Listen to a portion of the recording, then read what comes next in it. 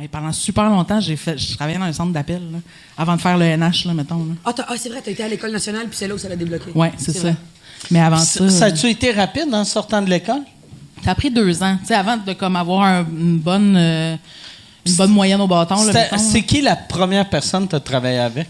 La première personne... Ou qui a scoré, tu sais, parce que c'est tout le temps... Tu sais, quand tu commences comme writer, tu travailles sur... Tu sais, le monde dans le show business, aussitôt qu'une chose marche, tout le monde, veut l'engager...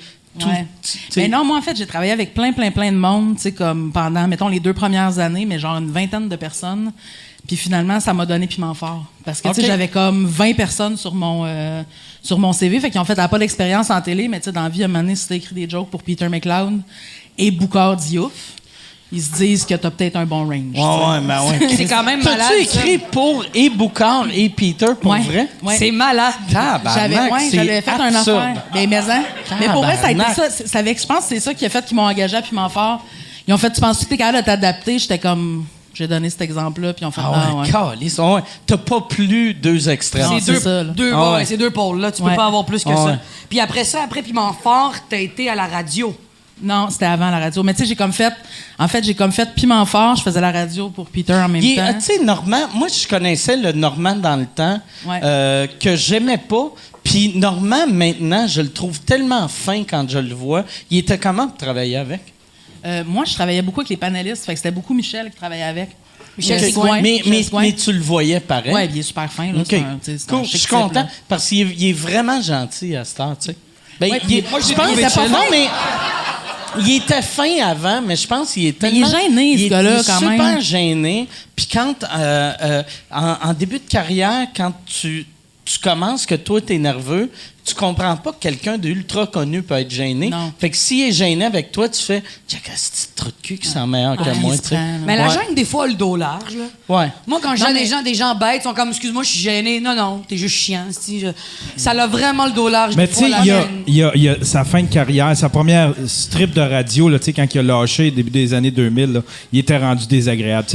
Normand? Normand, il était rendu désagréable. Même ses co-animateurs là, dans le monde artistique. Mais je pense qu'il savait juste pas gérer ses émotions aussi. Ouais, je pense qu'il avait besoin, il est allé, il a fait appel. Mais il était vraiment chill. Piment Fort, moi, je l'ai fait 2 ans. Ça a été mon premier prix humoristique. J'ai eu le Piment Fort. Le Piment d'or. Le Piment d'or. C'est moi qui ai ça chez nous. Il est immense, là. Il est grand. Tu l'as pas collé ça au vidange? Es-tu malade? Il est trop beau. L'autre fois, il l'avait dans son char. Il était dans mon char pendant une bonne année. La seule qui se promène. Gros piment qui tourne tout seul. Asti, c'est badass comme trophée. Moi, je le trouvais beau. Il est où? Il est-tu encore Il est chez ma mère. OK. Ma mère est bien fière. Ça doit être fucking weird. Fait que tu vas chez ta mère, elle, dans le salon, elle voit pas la télé parce qu'il y a un énorme piment qui tourne. Il faut-tu mettre des batteries ou il faut le plugger? Il faut que tu mettes des batteries. C'est vraiment solide. C'est combien de batteries qu'il faut que tu mettes dedans? 2 batteries AAA. Ah, OK, c'est pas sérieux. Solide. C'est-tu des C ou des... Je sais pas, Chris Mike, là. Ah non, mais Chris... Pardon. Carlis, calme-toi. Tu viens de gâcher notre spéciale batterie, Carlis. Cette semaine, le show est commandité par Energizer, tabarnak.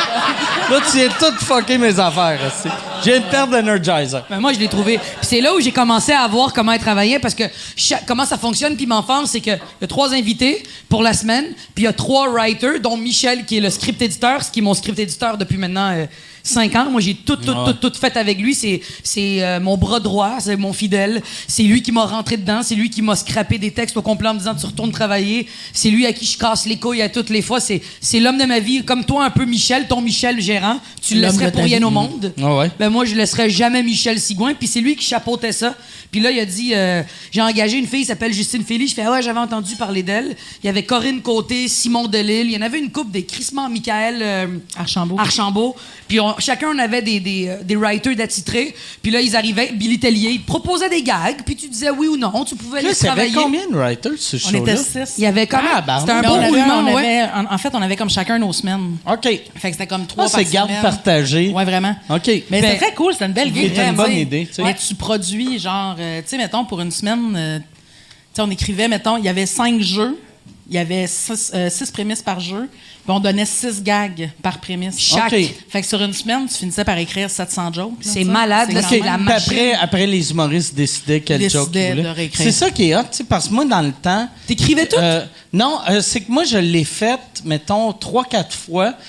Puis c'était... dans le temps, c'était le writer qui écrivait, puis t'étais pogné pour faire ces jokes-là. T'avais aucun mot à Puis dire. les premières semaines, t'arrivais, c'était tout le temps Jean-Pierre Plante qui était lead writer, qui écrivait tes jokes, puis ces jokes étaient nuls à chier.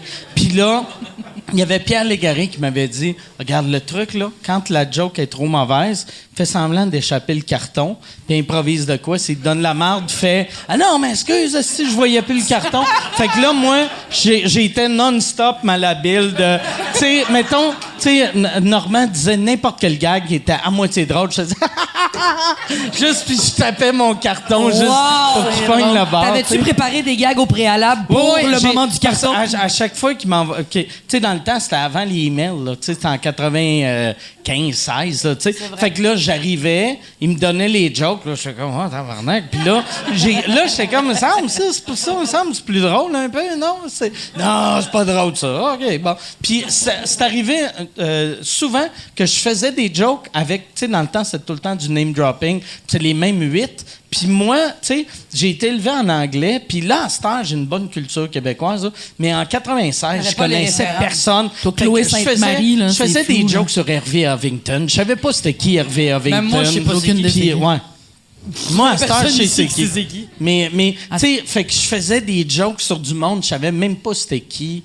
Puis là, j'étais comme, c'est tellement pas cool. Et nous, on là. avait Ah, des c'est avocats pas qui écoutaient cool, les là, tu sais. répètes, puis on dérogeait pas. Ah, là. nous autres, ouais, c'est ça. Mais Il y a des c'était- avocats qui checktaient c'est une autre tout époque, ce qu'on là, tu sais. disait. Puis les là. name Mais- drops, on n'en faisait pas Tu sais, tellement. là. souvent, le monde Aucun, parle... quasiment. Tu sais, quand le monde parle à Star, ils font comme... Tu sais, à Star, l'humour, tu peux plus rien dire. Dans le temps, Piment Fort... Mais dans le temps, Piment Fort, ils faisaient rien. C'était juste du gros name-dropping cheap. C'était Ah oui. Ginette Renault est gros, Jean Leloup, c'était un ouais, ouais. drogué, Éric Lapointe, c'était un saoulon. Cette tu sais, personne-là c'était- pue, elle est conne. Ouais, C'était c'est vraiment ça. ça. Ouais, elle est grosse, lui, il est con, elle a C'était- pu, tu sais... Ça finissait, c'est Ouais. ça. Elle a pu. Moi, ça me fait rire. Ouais, ouais. Elle a pu. Elle a pu. Mais pour de vrai, ça, au moins... Puis le pire, ça, c'est plus drôle qu'un vrai gag sur quelqu'un qui pue. Tu sais, si tu fais... Elle a pu, mais elle pue pas Juste- pour vrai. juste- quelqu'un fait une joke cheap sur Kathleen, tu fais « Kathleen a pu ». Puis t'attends ta clap. Moi, je trouve ça drôle.